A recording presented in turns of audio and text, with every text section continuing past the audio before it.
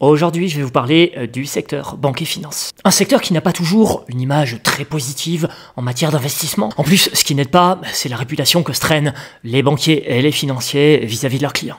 Le but du jeu, prendre l'argent dans la poche de tes clients pour le mettre dans la tienne. Oui.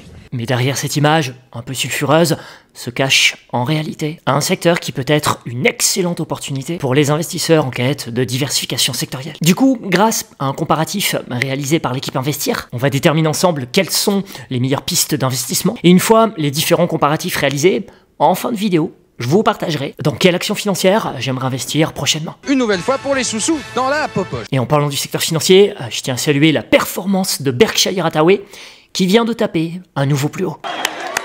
Pour les petits nouveaux qui découvrent la finance depuis peu, Berkshire Hathaway, c'est un conglomérat, une société d'investissement dirigée par le financier Warren Buffett, un conglomérat ancré dans le secteur de la finance et très apprécié par les investisseurs, puisque si l'on compare Berkshire Hathaway avec le S&P 500 depuis les années 2000, l'action de Warren Buffett a offert aux investisseurs une performance à long terme sans égal. Que du bonheur.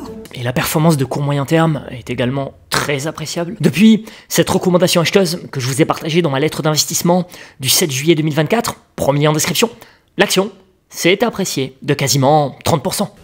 Ça pousse. Bref, BRKB, c'est l'action de portefeuille par excellence, parce qu'une fois qu'on a acheté du BRKB, idéalement sur une petite zone de repli, à la vue de l'excellent track record, il n'y a pas grand chose à faire, mis à part patienter. Maintenant, la seule chose qui me fait un peu peur, c'est le jour où Warren Buffett nous quittera. Bien sûr, Berkshire Hathaway a une équipe de talents en place, mais on ne peut pas nier qu'une grande partie de l'image de la société est intimement liée à celle de Warren Buffett. Donc le jour où malheureusement Warren Buffett va casser sa pipe, l'action pourrait perdre un chouïa de sa désirabilité. C'est le même problème avec Tesla, dont l'image de marque est aussi fortement liée à celle d'Elon Musk. D'ailleurs aujourd'hui, Tesla en paie le prix fort, puisque de nombreux véhicules de la marque sont saccagés. Là, je réside à Las Vegas. À Las Vegas, cette semaine, dites-vous qu'il y a des Tesla qui ont été littéralement incendiés à l'aide de cocktails Molotov. Juste parce que c'est la marque d'Elon Musk et que certains veulent punir son niveau d'implication dans le chamboulement politique actuel. Il y a même une personne qui a sorti du caca de son Falzar pour l'étaler sur un Cybertruck Tesla.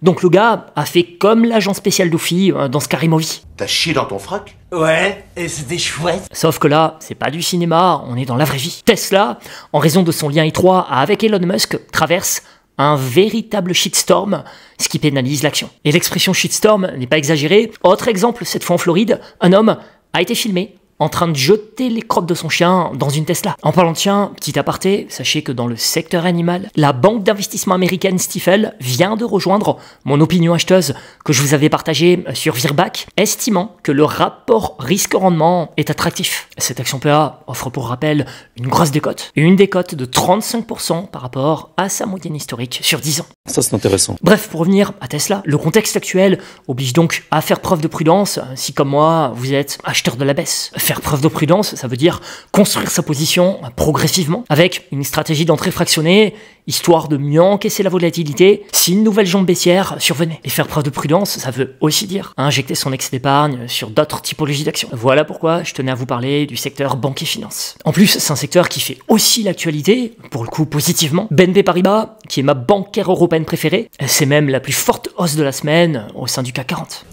Ça pousse. Et cette action PA en garde encore sous la pédale d'accélérateur, puisque sur l'aspect valorisation, BNP Paribas présente encore une décote sur son actif net tangible qui fin 2024 était estimé à 93,70 €. Donc ça veut dire que même avec la hausse de la semaine, l'action garde un potentiel haussier possiblement au-delà de 90 €. D'ailleurs, je lisais une note d'analyse toute fraîche, très intéressante de l'équipe Investir, qui a comparé BNP Paribas et Crédit Agricole, qui sont au sein du CAC 40 les bancaires les plus solides. Moi, vous le savez, en Europe, BNP Paribas est ma bancaire européenne préférée. À chaque repli, j'ai clairement affiché mon opinion acheteuse sur cette chaîne. Et là, dans ce comparatif BNP versus Crédit Agricole, l'équipe de la rédaction Investir fixe un objectif de cours à 95 € sur BNP, ce qui est finalement en lien avec l'actif net tangible, estimé à quasiment 94 €. Concernant Crédit Agricole, l'équipe Investir est également positif sur l'action, mais voit un potentiel haussier plus limité. Surtout que là, pour le coup, la décote sur l'actif net tangible de Crédit Agricole, elle s'est effacée. Et l'avantage de BNP, outre sa solidité et sa décote sur l'actif net tangible, c'est que cette bancaire verse un des plus gros dividendes.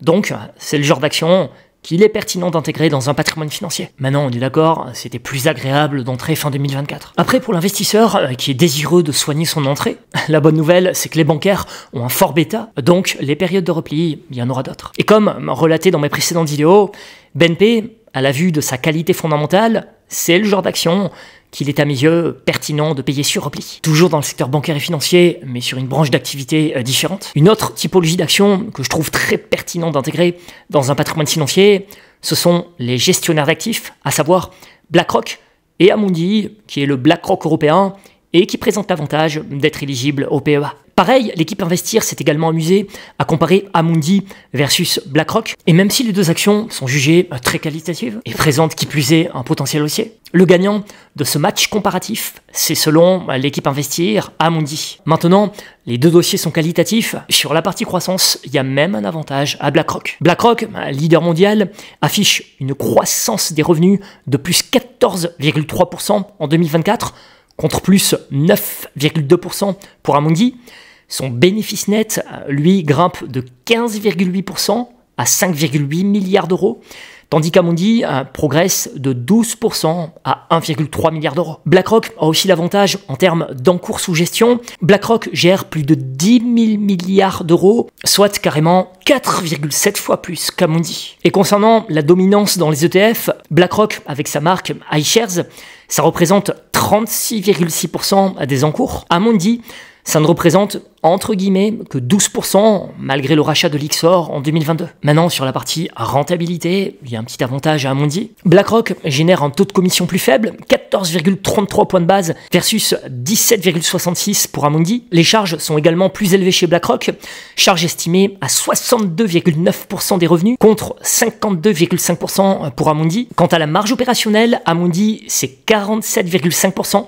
BlackRock, c'est 37,1%. Enfin, sur la partie valorisation et perspective boursière, BlackRock bénéficie d'une prime en raison de son statut de leader. La capitalisation représente 1,3% des encours versus 0,7% pour Amundi. Par contre, même si l'action Amundi ne jouit pas de la même prime, elle offre toutefois un rendement plus élevé, 5,8% au moment du comparatif versus 2,2% pour BlackRock. Après, ça reste deux très belles actions qui présentent chacune du potentiel haussier. D'ailleurs, l'équipe Investir fixe une note acheteuse sur les deux dossiers.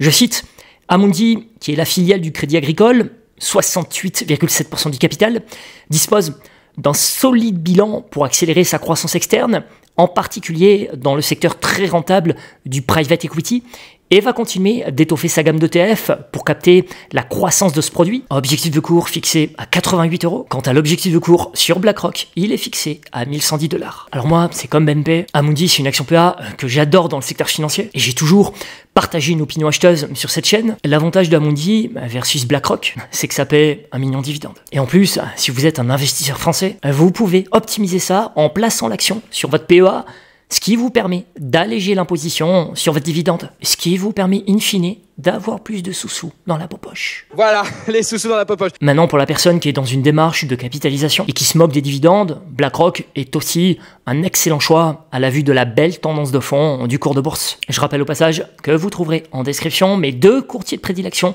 pour investir avec bonus à la clé, toujours dans le secteur bancaire et financier, mais sur une branche d'activité encore différente. J'aimerais aussi vous citer Visa et American Express, car l'équipe Investir a également fait un comparatif de ces deux belles actions. Pour faire court, voici une synthèse des grandes idées partagées dans cette note d'analyse. Sur la partie modèle d'affaires, Visa se concentre sur la gestion des transactions et prélève des commissions. Il compense la baisse des frais réglementés par l'innovation, sécurisation des réseaux, vente de données, etc. American Express, que je vais abréger Amex, en plus des transactions, propose des services premium avec des avantages exclusifs pour les détenteurs de ces cartes, ciblant une clientèle à fort pouvoir d'achat et son statut de banque lui permet de fixer ses propres taux. Sur la partie croissance, elle est estimée solide pour les deux. Visa a enregistré plus 10% de chiffre d'affaires en 2024, avec des prévisions similaires pour 2025 et 2026. Amex suit une croissance similaire, bien qu'ayant moins de cartes en circulation, 170 millions de cartes en circulation pour American Express, contre, écoutez bien, 4,4 milliards de cartes en circulation pour Visa. Maintenant, comme évoqué, la clientèle est beaucoup plus qualitative sur American Express. Sur la partie rentabilité, là par contre, Visa est largement devant. Au terme des 3 derniers exercices, la marge nette de Visa est toujours ressortie entre 55% et 57% du chiffre d'affaires, alors que celle d'American Express était toujours comprise entre 14% et 15%. Et cette différence structurelle devrait perdurer. Enfin, sur la partie valorisation et perspective boursière, sur un an, les actions Visa et Amex ont fortement progressé.